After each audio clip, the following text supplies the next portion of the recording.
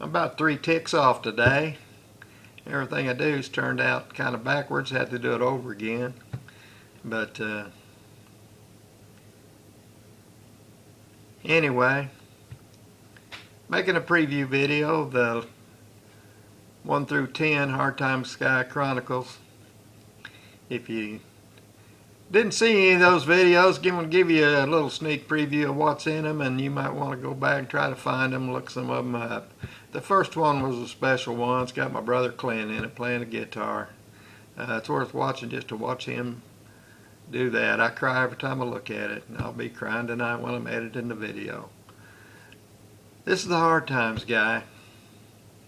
Subscribe, share, like. And I put a price on it for him, and it was one of those deals where it's what's your, I really don't want to sell at price, and that's the kind of price I gave him. But he almost bought the thing, and it really impressed me that, hey, maybe I had more there than I thought. So I don't know. The following Sunday, I think Brett was out here after church, and I was telling her that story. I said, Brett, mentioned the guy's name. I said he was out here, and I priced it to him, and he almost bought it. And I looked at her, and she had dismay would be a word that I could describe the look on her face, but it was deeper and more painful than just dismay. She said, Dad, that's my most favorite of anything that you've ever done. It has the memories of our trip to Clint. It has the tins that you designed and created and loved. All the things I ever said I wanted, I reject all of it for that. You can't sell that. That if you're going to sell it, I buy it right now. Name the price. What can I say to that? For those of you who never met Clint, and to those that knew him and loved him, I'm going to end this video with my brother, Clint. That reminds me of that little church behind Grandma's you walk down a block. Yeah. Remember that? In the grocery store? The grocery store, Yeah. yeah. Brother Colvin. That's who had the house at Colleen bought that Shannon bought. Rodney Colvin. Times have changed to say the least. They signed my church and we're regulated class It's like the old song said. And if she's looking down on me, I hope she's proud of what she sees. Thanks to her, I'm walking with the Lord. Dear girl wants again, wrap herself around that him. Lord, if I could just go back once more in the sweet by and by. We shall meet on the beautiful shore in the sweet by and by. We shall meet on that beautiful shore.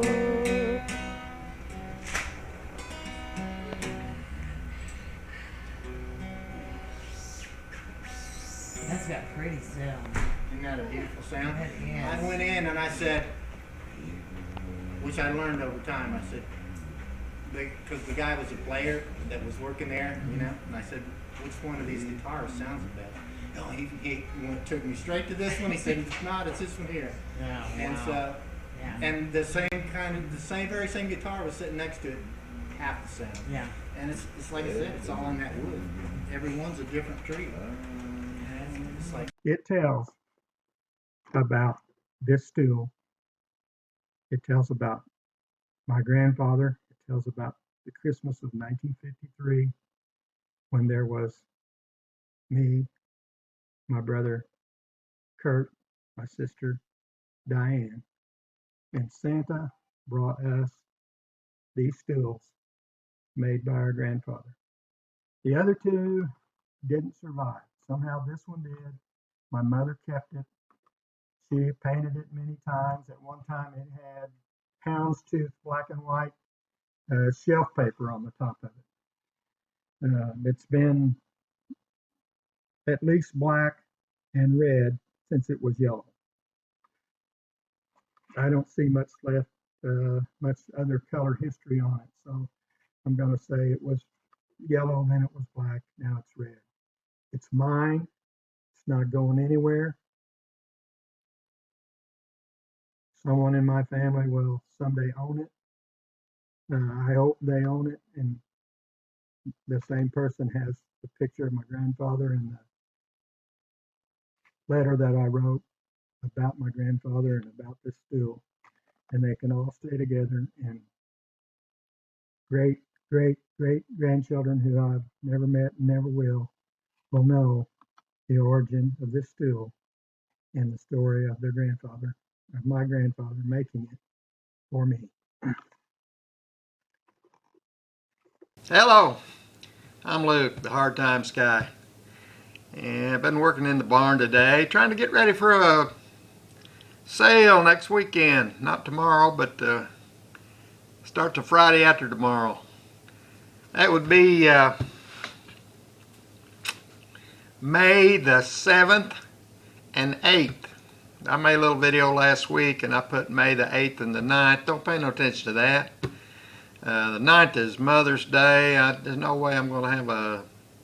First of all, I'm not going to have a barn sale on Sunday anyway, but for dang sure I ain't going to have one on Mother's Day.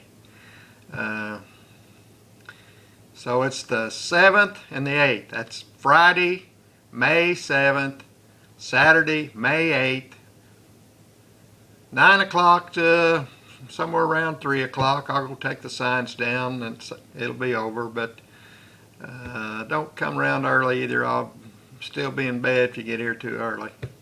I'm going to get up, have some coffee, have a yard sale or a barn sale that day. Everything's going to be open around here. The barn, the outbuildings, the garage. Got stuff everywhere. So come on out and see me. We'll visit. I'll probably shoot a little footage today. Maybe you can get in a video.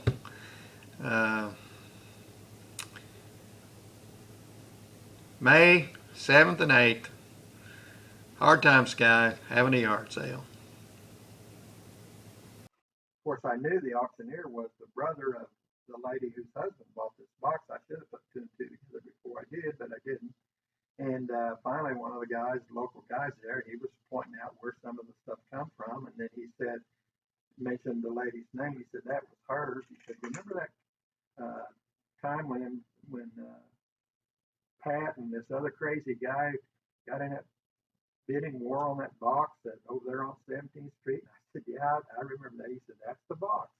I said, well, I thought it was. And I didn't mention to anybody that my brother was the other crazy guy, or that my aunt was the person that had the auction, because I didn't want anybody to know how much I might have wanted this box.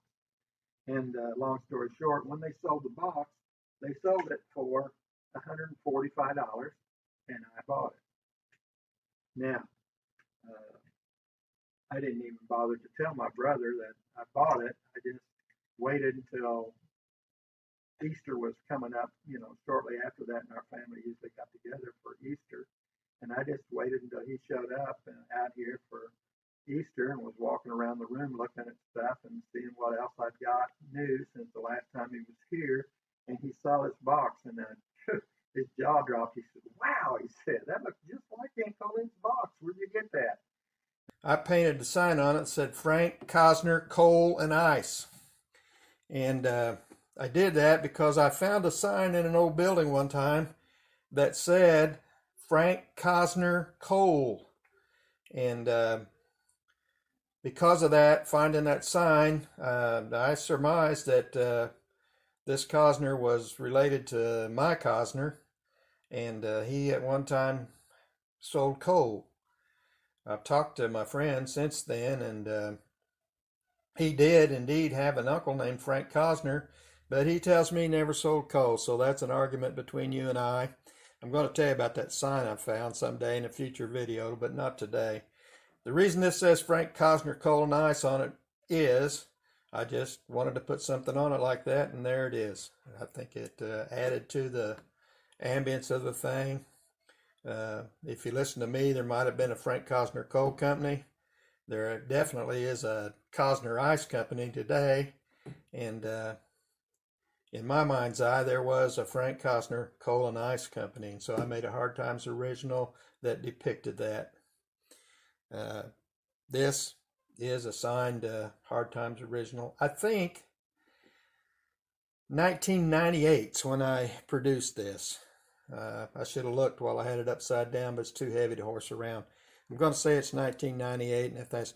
there, for instance, is a little cabinet that's been made out of an advertising box and some drawers that pre-existed the cabinet. As we step over here, we see a Jersey coffee box, and I'm not sure that's a Hard Times. It is something that I created, but I don't know whether I liked it well enough to call it Hard Times and label it. But at any rate, there's a example of a Jersey coffee box, and see, it's just a little bin that could be used around the house for lots of different things. The blacksmith sign is a Hard Times original, created from an old door.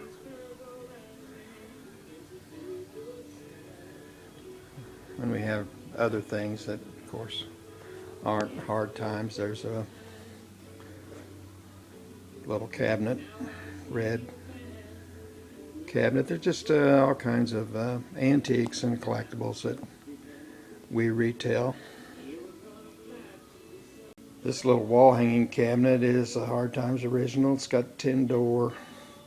It qualifies as both a Hard Times original and as what's known as an Abner House cabinet.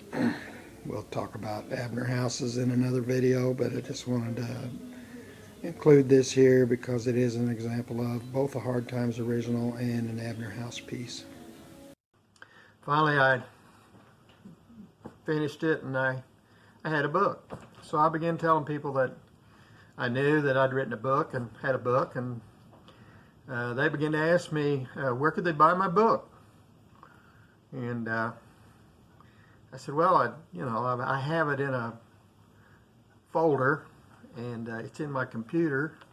You can't buy it. I just, I have it. I've printed it all out. I got maybe 3 or 4 of them in a folder that I've had some people looking at.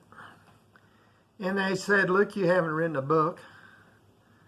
You haven't written a book until it's published. Yeah, I chewed on that a while. Probably, I don't know, another 6 months that I wallered that around. You don't have a book until it's published. So I decided I was going to publish the book, and eventually I did. So now I can say I have a book. It is published. You can buy it. Go to Amazon or someplace like that online, buy my book. Or you can, if you're in Bedford, Indiana, I can just sell you one, just hand you one, and maybe sign it for you and sell it to you that way. What I started to say was these trucks represent memories for me. And start with the Chevrolet first. Over there on the wall are a couple of pictures. Actually, there's a whole bunch of pictures over there on the wall, but there's 2 of a truck like this.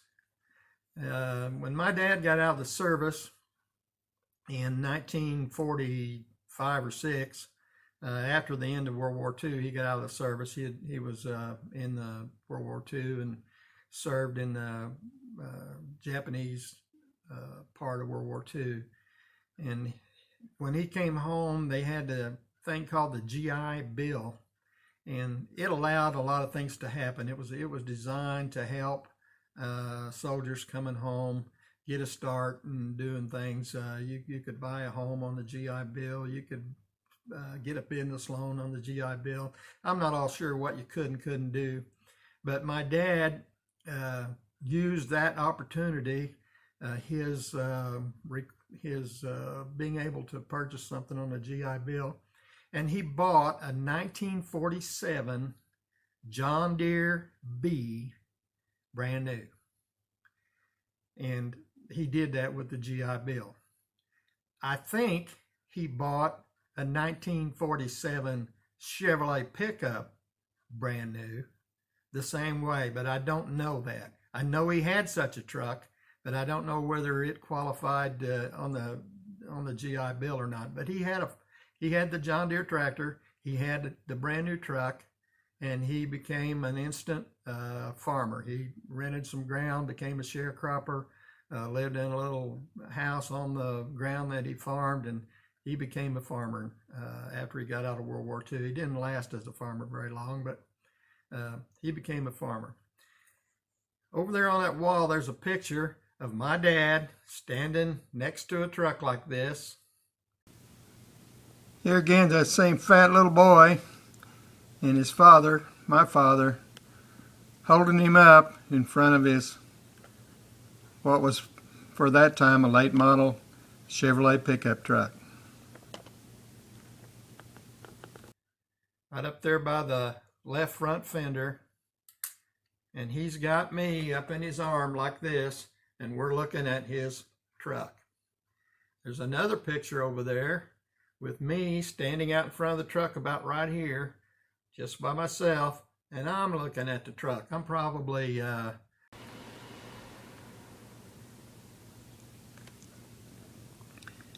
this is a black and white picture of me standing in front of my father's 40-something Chevrolet pickup truck.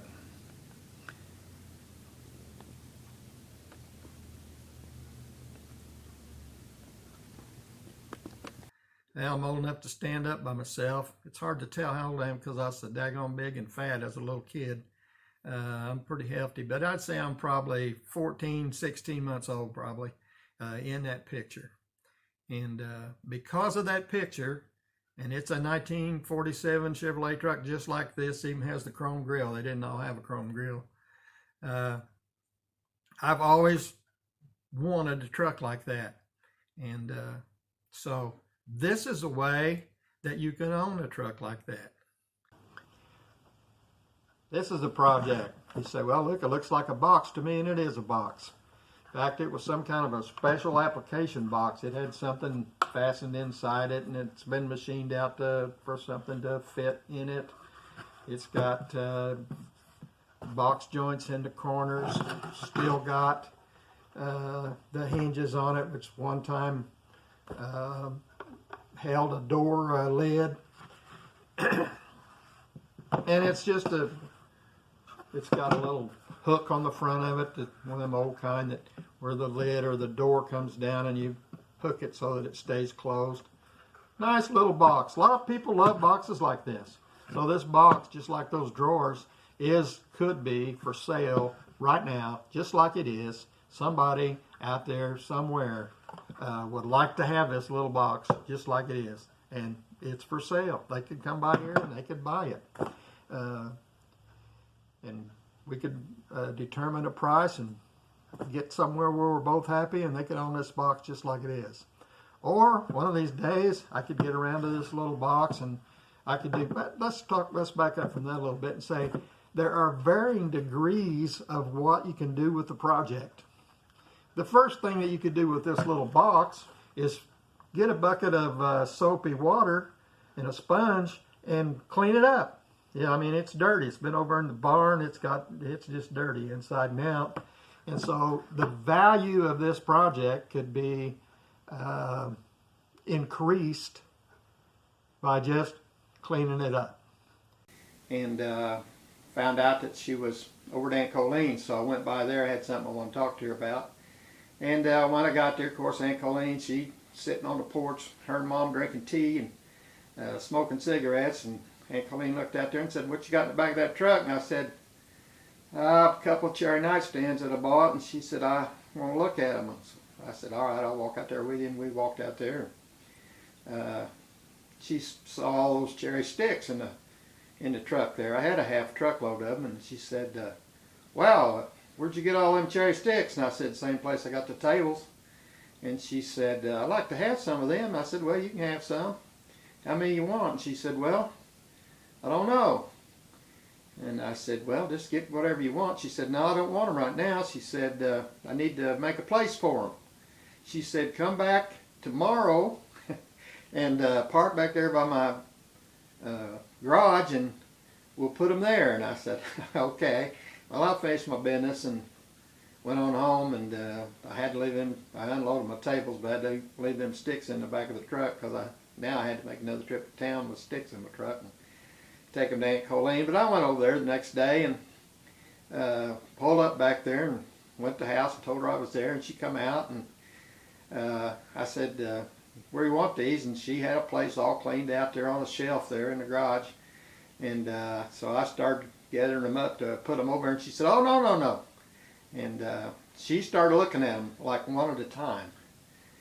And so I just got out of her way, and she raked some of them out there on the tailgate, and she'd look them all over and make her a little stack, and then she'd take that stack over there and put them on her shelf, and then she'd go through some more of them, and she finally picked out, I think, about 50 of them that she considered to be prime. I don't know, they all looked the same to me, but anyway, she was happy with it, and she said, what do I owe you for that? And I said, you don't owe me anything. And that's how she was, stubborn as could be. She tried to pay me anyway, and I wouldn't take it, so, but I didn't take her money, and I left, and she had a bunch of cherry sticks. Well, it wasn't too long after that she called me. She said, come over to the house, I got something for you. And I went over there, and what she had was, I don't know whether you call it crochet or it's got another name, but it said, I think, welcome friends, and she had made a frame out of those cherry sticks, and it's hanging on my wall in the family room.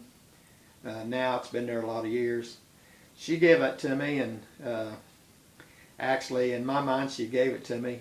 In her mind, just the way she was, she shouldn't have got all them sticks for nothing, and so she made that little welcome friends thing and made a frame for it out of them cherry sticks and give it to me. But that was her way of paying me for them sticks.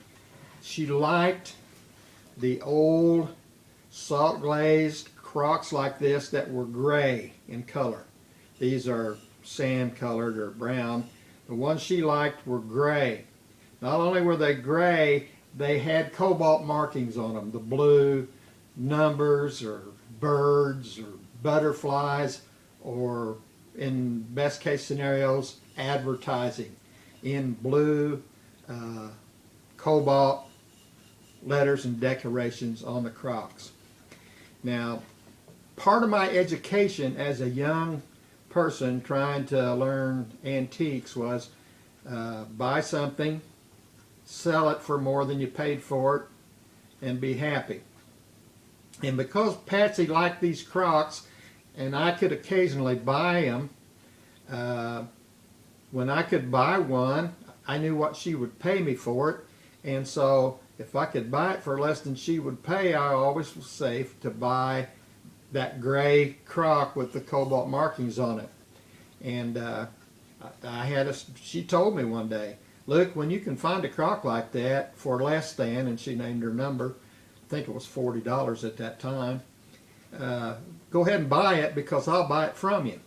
And so I said, yes, I would do that. And so for a long time, when I'd find a Croc like that, sometimes I could buy them for $10 or $15 when I found them in a garage sale or an out-of-the-way auction that no one was at, where they were, dirty and an in-and-out building. I bought those things fairly reasonably sometimes. And then sometimes I just happened to be the only one there that liked them, and I could buy them for $20, $25. If I could buy one for $25, I would. And then I'd take it to Patsy and sell it to her. This is the Hard Times Guy. Subscribe, share, like.